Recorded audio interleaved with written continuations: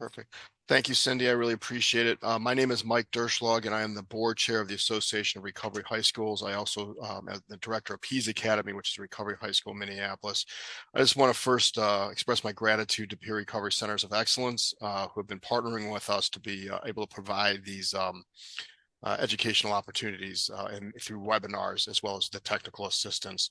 Thank you, everybody, for joining us today. You can see the slide about when the ARS was founded, so I'm not going to go through that, but I would like just to turn it over to my friend and colleague, Tracy Bauermaster. Hi, everyone. I am the lead teacher for the Insight program in White Bear Lake, Minnesota. I'm also ARS appointed me to be the accreditation coordinator last year around the conference time. And so it's been a great process and fun process to work with the schools on accreditation processes and looking at it from different angles. And so we have a great team of folks here today that are going to talk about the process from different angles. And so I'm going to go ahead and turn it over to Roger for introductions. For his introduction. My name is Roger Oser. I'm the principal of William J. Ostagai Recovery High School in Boston, and I've been here since we opened in 2006.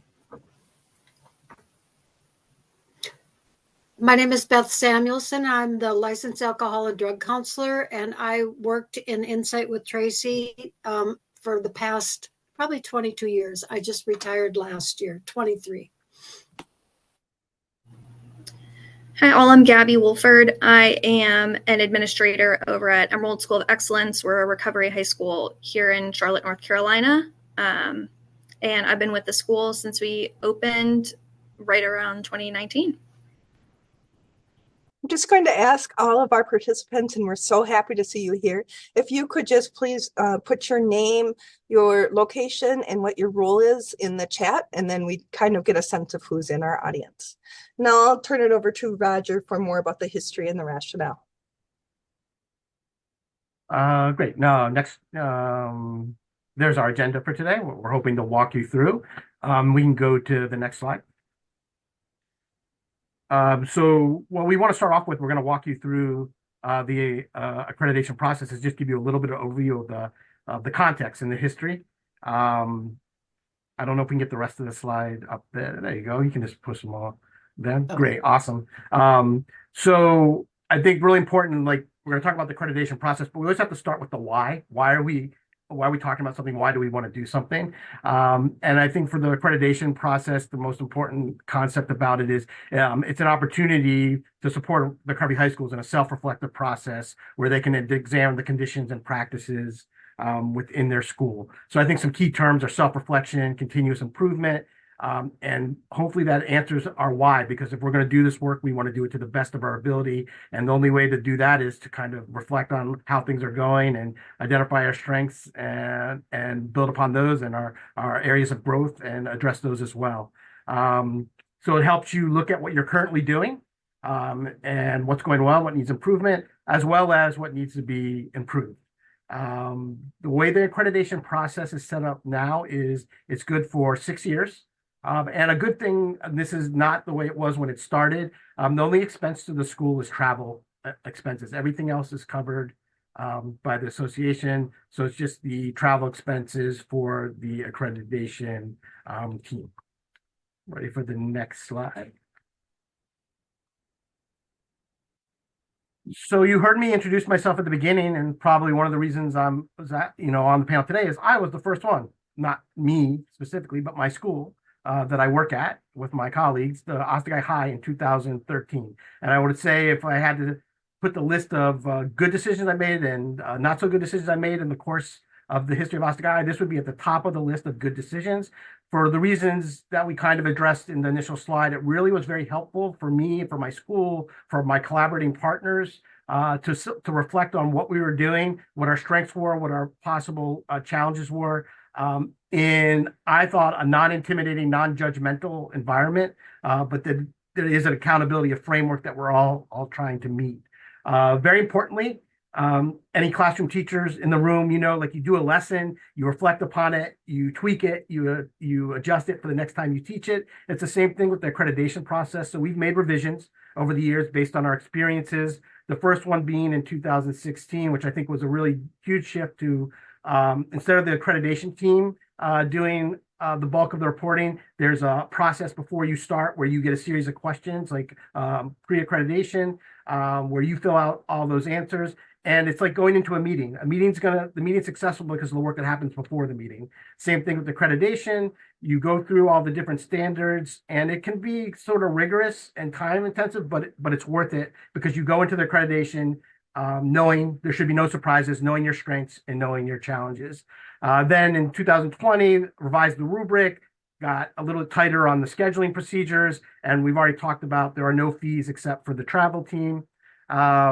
And then very importantly, in 2022, we had another series of revisions, one based on the work that we did with a series of recovery organizations, including Faces and Voices, ARHE, where we really tried to not just talk about, but set some standards and put down in a document our approach towards diversity, equity, and inclusion. So we included that language from the Race and Equity and Recovery North Star document into the accreditation process. And then we kind of try to adjust and update some of the language. So you see abstinence focused versus abstinence based.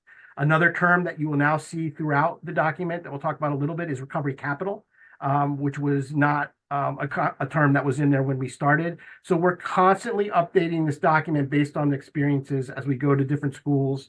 So the way it looked in 2013 when I started, it's still the same framework, but it's been updated to adjust to developments in the field and our experiences. Ready for the next one? So I did notice there's four, and it shouldn't be standards. It should be categories. There's four categories that we look at, or you can consider them like buckets: organization, community, educational practices, and recovery practices. And that's what we're going to walk you through today, just to give you an overview of what each one of these entails. If you address these four categories, yes, it's what we look at for the accreditation, but it's what you need to do to run a successful school. And so it's such a helpful tool from that standpoint. And in each category, there are about 6 standards, and each standard has some indicators that you are looking to hit and address in all of those different areas. So that's what we're going to walk you through today. And I'm going to walk us through the first 3 standards in the organization category. We'll go to the next slide. And actually, I'm doing the last 3 standards. I'm doing 1.4, 1.5, and 1.6 before I hand it over to Gabby. So now we kind of give you the introduction, the why. Why do we do this? A little bit of overview of the framing for the document. Now we're just going to kind of get into the meat of it and what each category standard is looking at. So 1.4, 1.5, and 1.6. 1.4 community partnerships is, I think, one of the fun ones. Community partnerships, you're looking at who are your partners in the area of school, behavioral health, and community. That's the way I look at it. 3 different buckets. So for Ostagai, we're run by an nonprofit, Action for Boston Community Development. We collaborate with the Boston Public Schools and a Substance Use Foundation, Gavin Foundation. So it's usually hard for one organization to do all the work that needs to happen for Recovery High School. So you do have to have community partnerships in place. All those relationships I talked about are formal. They're codified. We have MOUs. And then you want to think about what services are you bringing to your young people? What collaborations, partnerships? So we work with Sober Gym Phoenix, which is a national organization that many are familiar with, improv group, Second Act, Beats, Rhymes, and Life, a music group, Dignity Institute, which helps us with financial literacy. All these organizations work with young people, and almost all of them have a connection to being in recovery. So when you're looking at starting your school, you want to make sure you're looking at your partnerships and that you're covering all the areas: treatment, behavioral health, community, and not just one of those. And then for 1.5, for public relations, please be familiar with HIPAA and FERPA. Some of us already will be if we're in schools, but so that you're respecting the privacy and confidentiality of the families and students you're working with. And the 2 other pieces in this standard is you have to have an emergency communication plan. Our schools are special places. We do amazing work. We work with some of the students and families who have been through really difficult circumstances and challenges. And sometimes in the course of that work, things are going to happen that might not go the way we want them to, sort of the stuff that might get out into the public. And so you want to know how you're going to respond to those so that we're controlling the narrative of our schools. We're not silos. We're not magic bullets. We're places where we create spaces for young people and families to recover. But sometimes we have to be ready to address issues when they don't go our way. And the final thing, and I'll put something in the chat box later because I'm about to transition to Gabby, media. How do you promote your school? We all have a responsibility, not just to our individual school, but I believe, to the entire recovery school movement. But media is something that has to be handled with care and intentionality. The associations put a lot of time and effort into it. And what I'll put into the chat box is we actually have some guidance on media, but as well as a bunch of other issues that might be helpful about making sure that you have your forms in place, that you have your strategy in place. You don't want to exploit the young people that we're working with, but we do want to raise up the work that we're doing. So a very important piece. And then finally, before I turn it over, program evaluation, kind of like the whole point of accreditation, like self-reflection, continuous improvement, drilling down on that at school level. What data are you collecting for your school goals, for your recovery goals? I think social emotional growth should absolutely has to be part of that. So data is just a huge part of that. What are your school teams are set up to review how you're performing and what data are you using in those school teams. And the most recent addition, which I referenced earlier in the discussion, was recovery capital. So now in this document, there's a reference to a tool called the SEERS that's been developed by a collaboration of people, many of them connected to the Association of Recovery School, which helps measure this concept of recovery capital, kind of the assets that our young people bring to the table, the areas of growth that they need. And so this is some of the newer data that we're using to do program evaluation. So when you get into recovery high school, it's a lot of work. The day-to-day stuff to me is the most fun and the most challenging, but you do have to spend a lot of time and care on your partnerships, on your evaluation, and making sure you have your policies and procedures in place for public relations and confidentiality. So thank you for, as I went through the opening and these three initial indicators, and I want to hand it over to Gabby, who is going to talk about 1.1, 1.2, and 1.3. Thank you, Roger. And Cindy, if you could switch to the next slide for us. All right, so as Roger mentioned, the first 4 accreditation standards really look at our school organizations as a whole. I'm going to be introducing the first 3, the first of which is business planning. And this standard is going to look at more closely your school operations, structure, and sustainability overall. Some key points to look at when it comes to really digging deep into your school operations is taking a look at your sustainability. Like I mentioned, does your leader have autonomy in their decision making? Are you planning for the long run of your organization? These are just some points to focus on when asking yourself, what am I going to compile for my evidence for this standard for accreditation? And so some of those documents may look like a realistic and attainable annual budget. This will just determine for the accreditation team how your school is funded and detail for them what your operating costs look like. You'll want to provide a strategic plan or a school improvement plan, and this should include a reasonable plan for your school's enrollment growth. As we know, growth and enrollment can be ever-changing and often unpredictable, but it's also often the underpinning of our operations as a whole. An organizational chart is helpful to provide just to show the relationship between your staff and your leadership at your school and how that determines, your day-to-day operations. Your school mission and vision statement, and then a succession plan for your school leader are also some helpful tools to provide the accreditation team with to overall demonstrate what your operations look like. In addition to this, the site visit team will want to conduct interviews with school leadership and observations of your day-to-day, just to deepen their understanding of your business planning as a whole. All right, the next slide whenever you're ready, Cindy.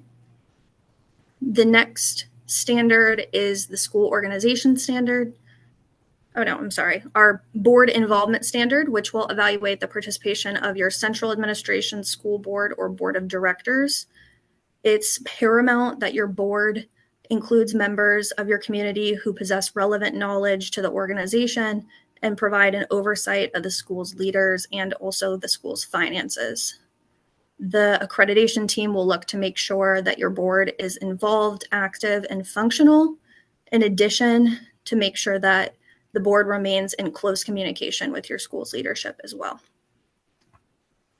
To evidence this standard, you'll want to prepare documents such as a board organizational chart to outline the relationship between your board, your staff, and your leaders, your employee handbook, which may contain some policies on how the board functions in relationship to the school, a board roster, including members' backgrounds, expertise, and board positions, and then historical board meeting agendas and minutes as well.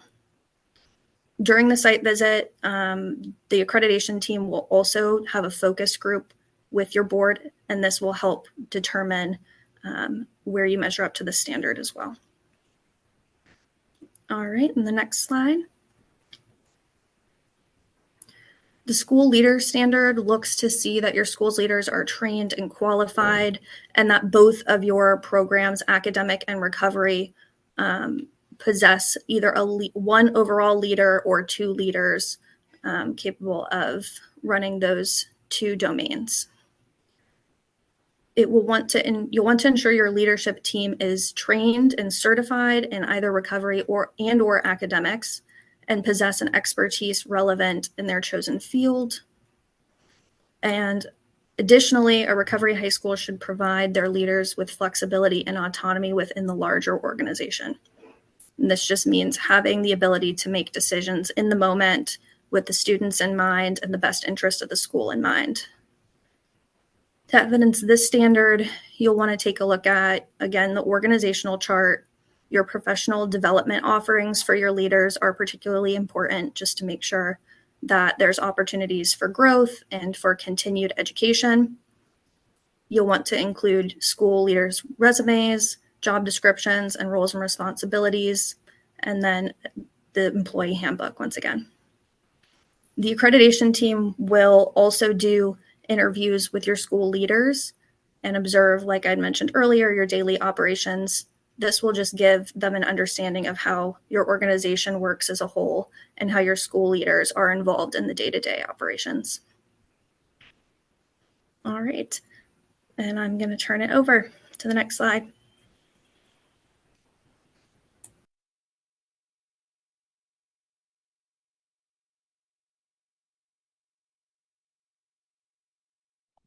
Okay, I think this is climate and culture, but I think I'm going to just go ahead and have us go to the next slide real quick, where we're going to talk about the key point. Thank you. All right, so for the school community portion of the accreditation plan, some of the key points are that we are looking through all the different aspects of the accreditation, or of how the school is set up, to see that enrollment criteria, where this is where we're looking at enrollment criteria, we're looking at mission, where we're making sure that things align, that things are aligning and that they're fair, that our practices that we are doing when we communicate with parents are fair, and they have a lens to equity, where parents have access to the materials in an equitable way. We're looking at things as far as, does it take a really long time for student records from previous treatment centers or from previous enrolled schools of enrollment? Does it take a long time for the school to obtain those records, or are those done in a timely fashion so students can know where they are on the credit basis or their progress toward graduation? We look at data. What kind of data does the school take, or does the school collect? Are we're as an organization moving more and more toward really highly encouraging all schools to be using the SEERS as a data tool. but making sure that we're doing something with regularity with data collection. We look at behavior and discipline. Is that looked at in a way that's fair and restorative, instead of just punitive and harsh? So looking at how discipline is done and looking at it, if we're using restorative practice is a big part of this process. And then just looking in general, do we use practices that are just, equitable, diverse, and inclusive? And in other words, are we following the procedures that are outlined and the recommendations that are outlined in the North Star document, which is another tool that ARS has worked hard to incorporate in our programming and our recommendations. And so some of the evidence of looking at those things include our enrollment policies and procedures, information from referral sources. This is kind of like a check and balance kind of situation. Is what we say that we are doing in our schools as far as providing an education and providing fair kind of disciplinary practices, does that align with what the referral sources are seeing and what the students are seeing, what the parents are seeing? Now, sometimes there's going to be the mad student who's just mad about getting caught, but in general, are we, is what we are doing seeming like it's making sense to others? And then, of course, looking at the data collection, student records, and then we will definitely be interviewing parents and students as well. So I'll have us move on to the next slide.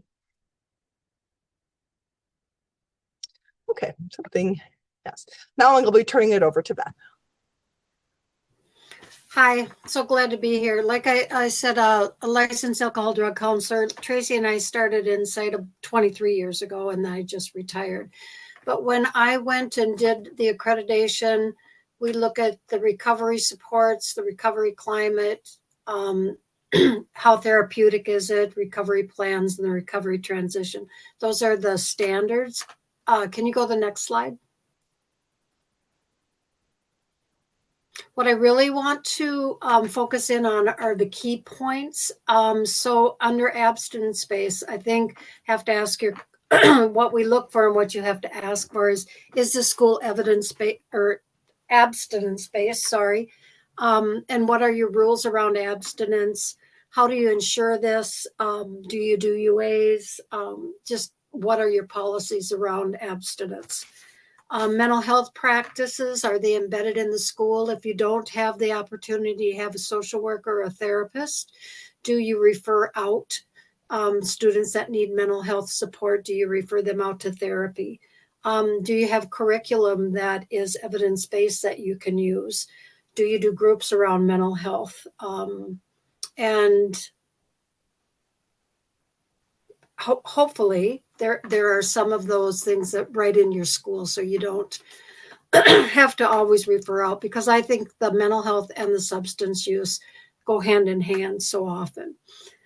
Under clear communication and roles, really important to have that clear communication of what the roles are for staff. If a teacher is the teacher, and then the therapist is the therapist, and maybe peer recovery coaches. So you have those clear boundaries around that. And so the students that also know who it is I'm supposed to go to and talk to if I have this issue or this issue. And learning to refer to other staff if a student comes to like a teacher.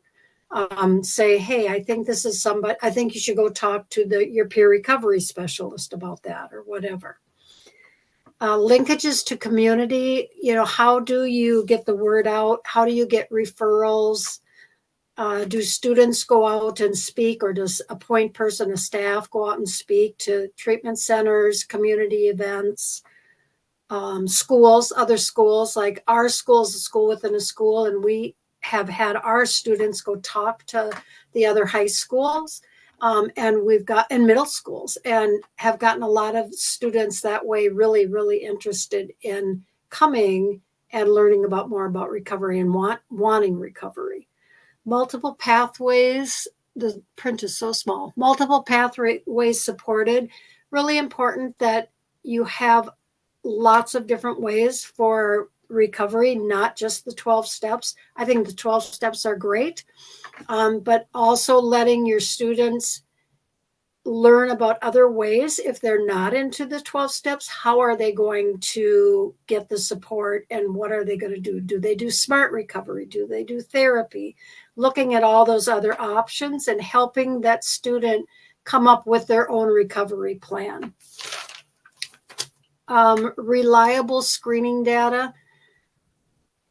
How is your interview process? What is the what are the to be able to be accepted into the school?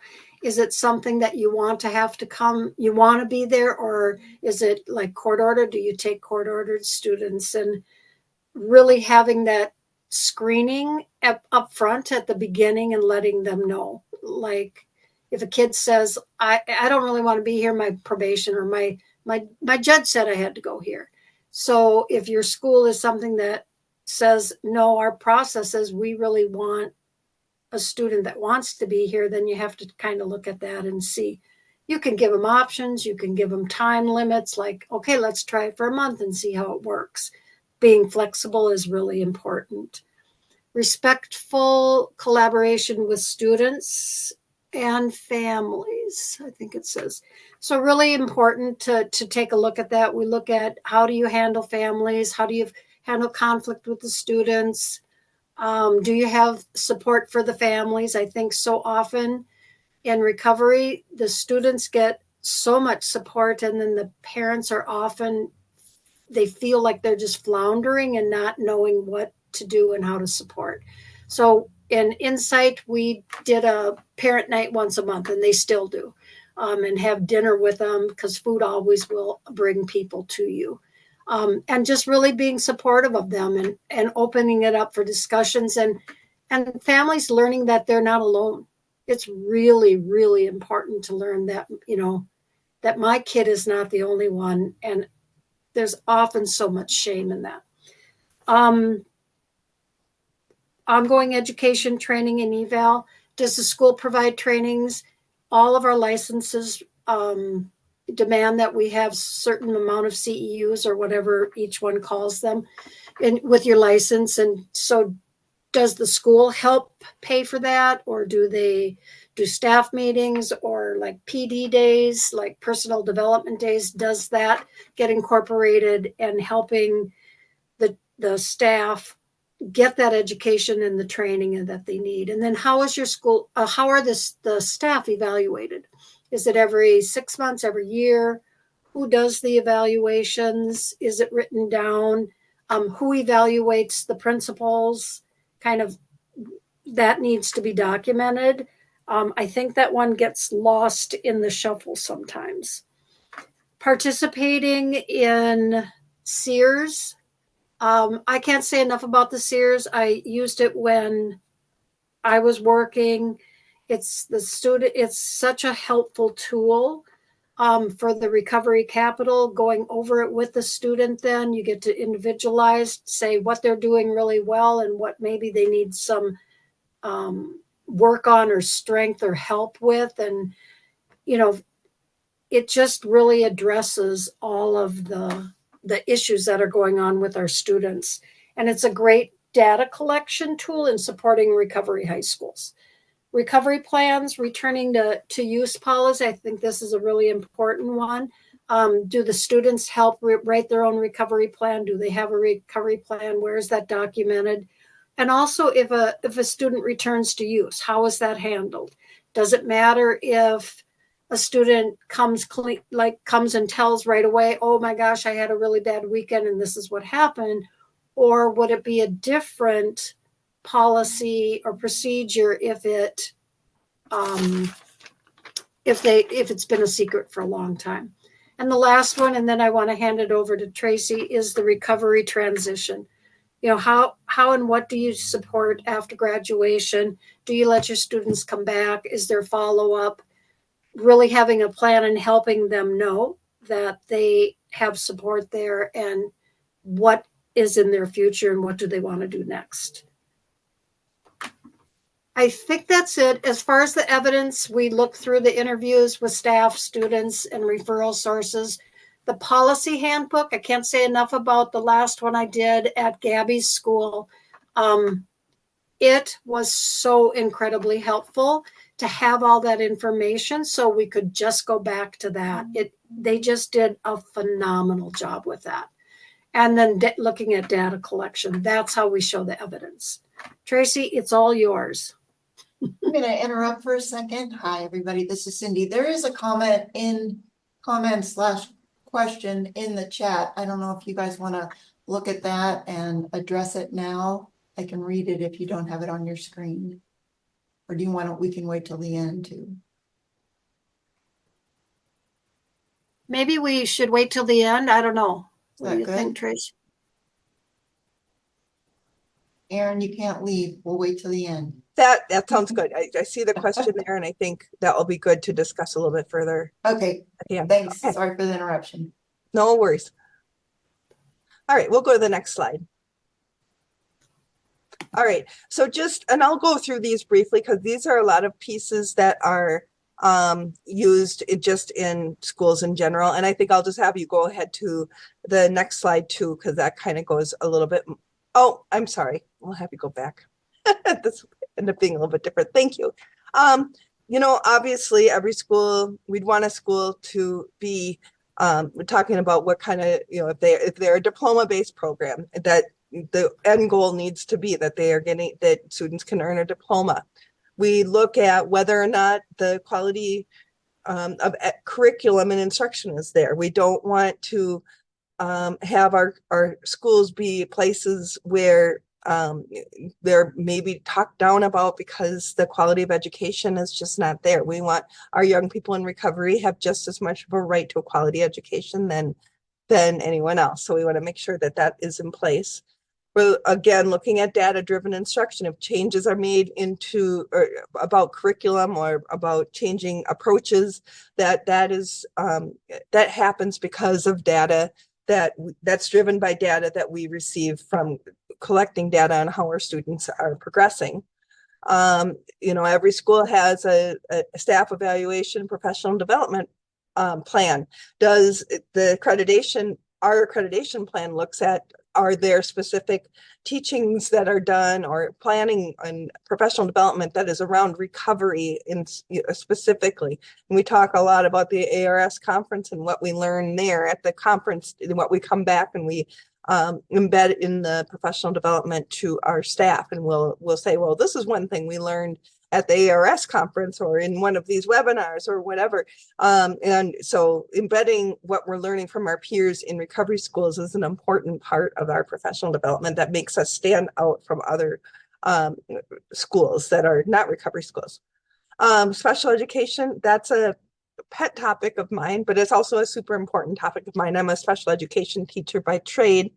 And you know, our recovery schools need to show that they have strong special education supports within it, either that they are part of the school set up from the get-go and there's a special education teacher that's involved in the direct work that the school is doing, or that they work very closely with a neighboring or a school district that they are within to provide the special education services, and that the IEPs and 504 plans are being practiced and maintained and upheld with fidelity.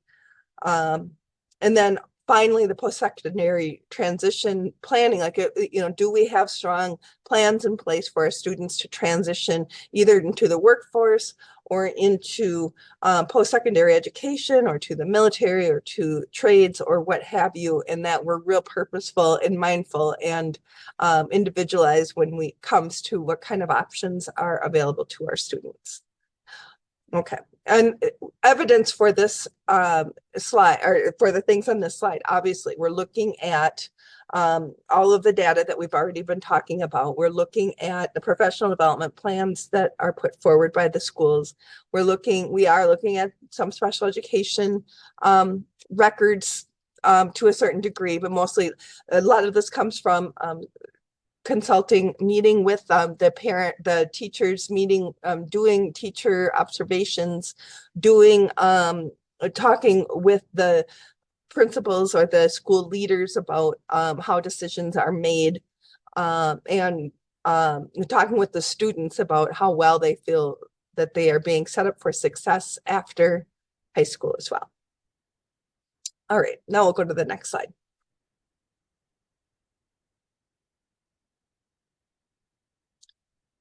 Okay, so the process of preparing for the accreditation, and I think this kind of will touch on the question that came up in the chat. The first thing that we'll want you to do is reach out. Actually, if you're thinking about it, give me a call or an email, and we can set up a call and we can talk about your where your school is at right now and how things are going. We would want you to be talking about identifying like a key person to be in charge of collecting all the documentation, doing the program the self report, the self-reflection. We'd want to make sure that your school's in a good place to be able to host a team. And we're saying this isn't something that happens in like, a couple weeks time. This is something we'd want you to have several months prepared, of preparation time to put this all together. We'd want to make sure that you are, you don't have to be perfect. We're not expecting perfection in order to say that you are going to be accredited. We don't expect perfection, but we want you to be, 3 years in at least is the minimum, and that you are just kind of considering yourself to be in good standing in general. And so we would determine that in a phone call, and we would talk through like what would make sense as far as a timeline. We'd talk about what makes sense as far as, finding the right kind of team for your school. Some of that has to do with logistics, with location. Sometimes there's a few more folks that are in, the same part of the country as you are, and that kind of keeps costs down a little bit as far as travel expenses and stuff. But that's not always been a consideration. But we would talk through that. We would we'd go through some other processes where we'd have a series of phone calls, a series of meetings, and set some deadlines about like, this is when the documentation has to be ready. And then we plan your site visit and, go through the logistics of that. On the last day of the site visit, the accreditation team puts together an accreditation executive summary where we tell you right then and there if we are going to put forward that your school should be recommended for accreditation. And then the board makes the final call on whether your school is accredited or not. And then a couple months after the accreditation visit, the accreditation team comes up with the final report about that gets into more detail about our visit and the findings and all that. So that's the process that we go through. We'll go to the next slide.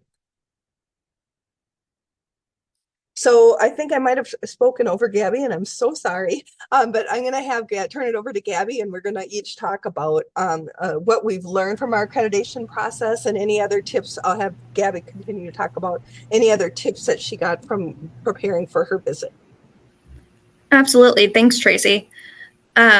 So like Beth had mentioned, my school went through accreditation last year.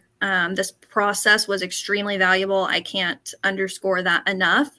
And as Tracy mentioned, the process all starts with an introductory call. I would really encourage any school to, make this call if you're thinking of accreditation, even if now's not the right time.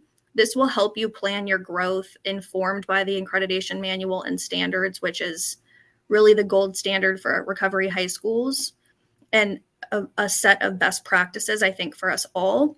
And in addition, it will give you a good idea of what timeline could be right for your school, because of course, that's going to really vary depending on where you all are at.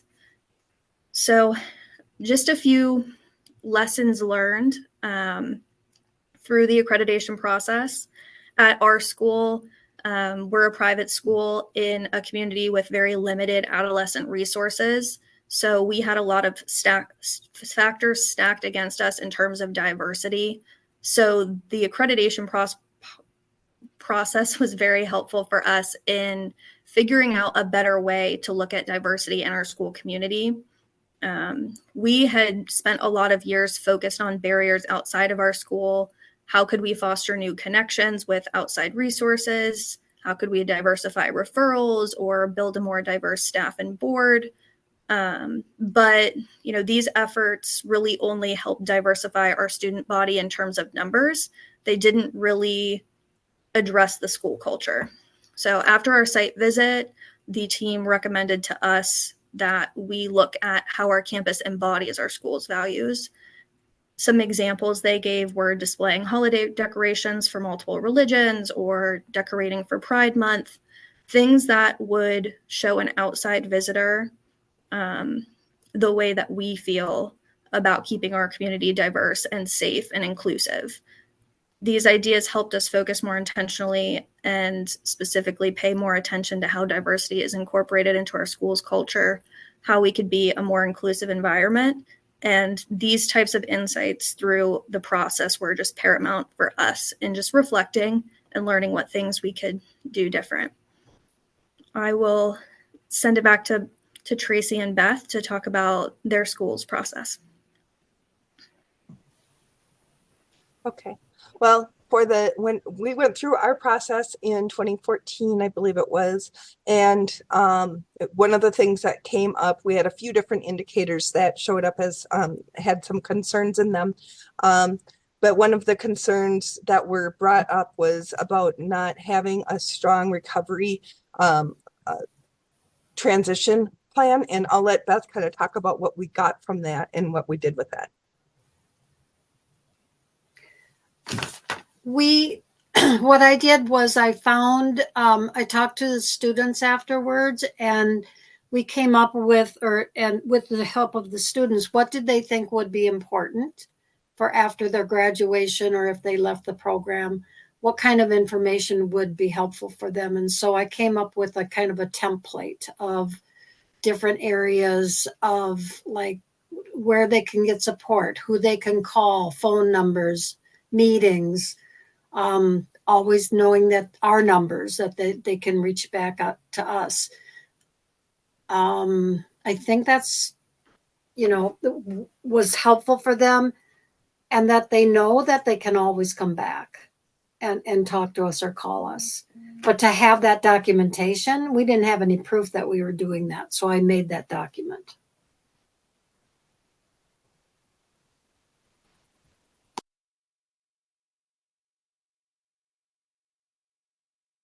And so, Roger, you'll talk about yours? Yeah, sure. So when I spoke at the beginning, talking a little bit about my school's collaboration, a lot of different partners, and we also had a lot of people who were sort of high profile locally, and then some even now, like, so some have heard of Marty Walsh, who was State Rep Walsh, then he was Mayor of Boston, then he was just recently the Secretary of Labor under Joe Biden. So we had people like that, involved with the starting of the school. And I think there was a lot of excitement and a lot of that political support, but there wasn't enough focus on the actual operational piece and what we needed to do for long-term sustainability. So this accreditation process was very helpful for me, specifically in the areas of business planning and board of directors under school organization, because I could take this document and say, yeah, we're having a lot of success. This is awesome. Everyone, we're 7 years into it. This has been an amazing experience. However, we really need to look more intentionally at what our sustainability plan is, our board of directors, our oversight. And I can say here in 2024, we're still wrestling with some of those issues around long-term sustainability and board of directors and business planning. But this document has been so helpful for me because it's just been able to make it more of an objective conversation and not more like emotional coming from just me as a school leader. So I still reference this document to today when trying to talk with people about things we need to do to move forward in the future.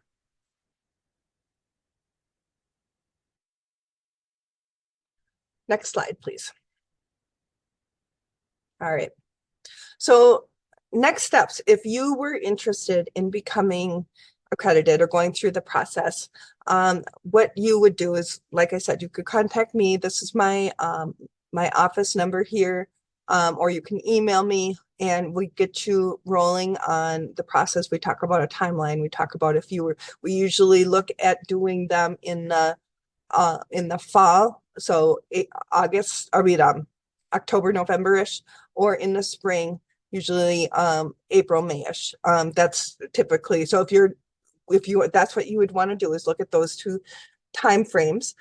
Something else I'd wanted to quickly mention is that accreditation, or just like other timeline aspects, and that is once you do become accredited, there's a process for becoming reaccredited that we just kind of finally nailed down within this last year. And that in I think 7 out of 8 of our schools that were accredited in the past have become reaccredited, and the other one we just haven't found a time to speak. But I'll just be sending, I just do a phone call or Zoom or Google Meet, where we just go through a series of questions, and basically it is, how is your school going? Are you still essentially operating the same way you were when you first became accredited? Are you, if there were any recommendations to changes to the programming, did you follow, how did that go? Did you follow through with that, or did you make any other changes? And if any other significant changes happen that might have affected your school's ability to be accredited, would you, let's talk through that. And if that, and then I create a report, and I report that back to the board, and then the board determines if the schools are reaccredited. And another piece of that is, once you become accredited, then we ask that you name some folks on your team, your school, that might be willing to be a part of a future accreditation team, so we can get our team, build that team stronger and stronger, and have it be more deep, and we can do more of these visits. So on and so on and so on. So that's how that works. But like I'll just say this one last thing, that before we open it up to questions, is that even if your school is not in a place to go through the accreditation process quite yet, going through and looking at the accreditation manual, and looking at the standards, looking at the categories, looking at the indicators, and when you are making some decisions about programming, it's really a valuable practice in order to shoot for that goal of eventually becoming accredited. Or if you're looking to start an accreditation school, looking at these guidelines can be super helpful and informative in setting you on the right path to making sure your school is going to eventually pass accreditation, make accreditation. So I really am so glad that so many people joined us today, and I'd love to open it up for questions if we have any questions from here. Thank you so much, Tracy, and all the rest of you as well. If anyone wants to come off mute and ask a question, feel free to. Erin, if you're still on. Yes. What do you want to, yeah. Thanks, So Erin. we are not at the accreditation process by any stretch, because we're still in the, how are we going to open a recovery school in Oregon? We have 2 that are operating right now. I think one, Harmony Academy in Lake Oswego, just applied for accreditation. I remember Sharon had to jet out of a meeting to meet some of you. And so there's this huge interest, and now it's like we get in touch with mental health services, addiction services. The addiction services for adolescents in our area is minimal to none. And so just trying to get that momentum in terms of what now. And in looking at this, it sounds like we've got some documents to prepare to meet. We're trying to figure out what district to attach to, or if we're going to go charter. So yeah, just kind of words of wisdom to people that have been on that very, very feels underground level. Well, one thing I just want to mention to that, I mean, I know that this can be a really daunting task and be so frustrating when you have like the will of different folks, but it's just not happening yet. But I'm really glad that you're on the call and that you're asking the question here. And we also have a as part of like what we're doing right now on these, this webinar, we have technical assistance available. You can reach out to any one of us who have, any one of us who are on the running the call today, or who are on the board of the or anybody on the board to get some more brainstorming and technical assistance from us and suggestions. And I think that would be my strong encouragement to you, would be to reach out to us so we could really kind of go in depth into your situation and see what we can do to help. Thank you. Mm-hmm. And we love to help people. We love to help other schools get going.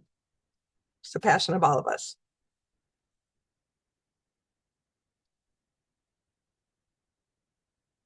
Other questions? If there's anything else in the chat coming up.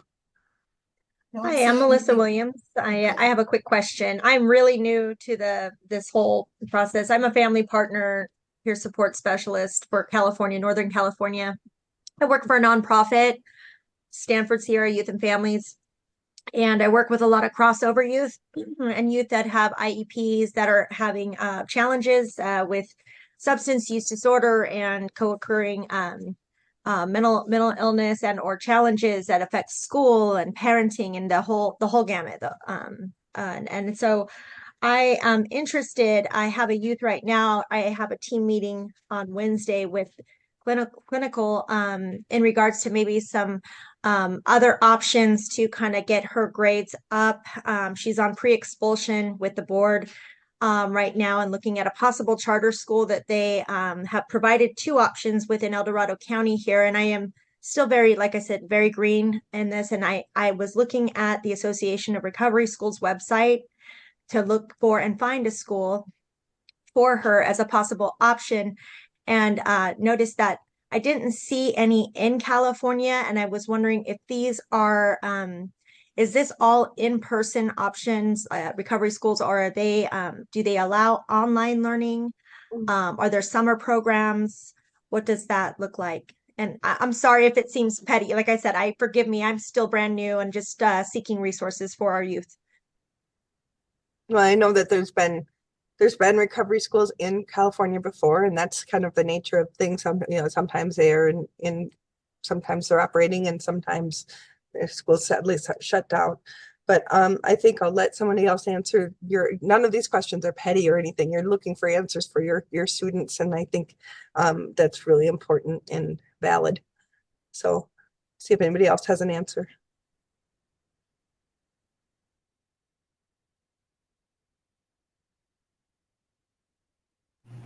I can touch on your question regarding just kind of the setup of recovery high schools. It really varies greatly depending on what school you're looking at, because we all range from a private school model to charter to fully public school within a school system.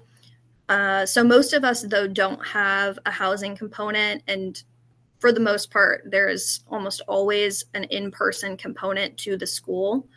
So what we've done here in Charlotte, just because we have on some cases gotten students from very far, every once in a while we'll be able to work with, some sober housing or something locally if there's adolescent sober housing available, or if the student is 18 years or older. So it's sad to hear there's no current recovery high schools in California. So hopefully, we'll get some over there one of these days soon. Thank you, Gabby.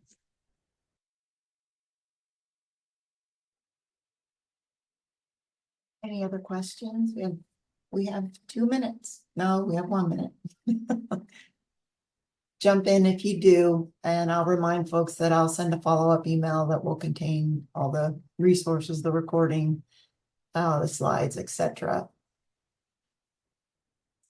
No final thoughts from any of our panelists? A huge thank you to all 4 of you, and to Rebecca and Michael. We're thrilled to work with you. So, all right, everyone. I hope you have a good rest of the afternoon. Take care. Bye. Thank you. Thank you very much. Thank you.